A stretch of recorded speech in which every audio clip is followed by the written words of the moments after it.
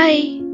কাতলা মাছের সেই একই ঝোল ঝাল খেয়ে খেয়ে বোর হয়ে থাকলে খুব কম মশলায় রান্না এই রেসিপিটা একবার ট্রাই করতে পারো। আজ আমি বানাচ্ছি সবুজ কাতলা।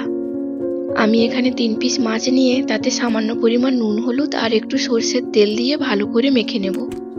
এবার তেল গরম হলে মাছগুলো তেলে এপাশ ওপাশ হালকা ভেজে তুলে নেব। এরপর বেশ খানিকটা ধনেপাতা, কাঁচা লঙ্কা আর একটু সামান্য জল দিয়ে একটা পেস্ট বানিয়ে নেব। এবার একটা কড়াইতে সামান্য সরষের তেল দিয়ে এতে দেব হাফ চামচ কালো জিরে আর রসুন পেস্ট। রসুনটা হালকা বাদামি কালার হলে এতে বেটে রাখা ধনেপাতা পেস্টটা দিয়ে দেব। আর দেব স্বাদ মতো নুন, অল্প জল, 1.5 চামচ মতো লেবুর রস আর 2টো কাঁচা লঙ্কা।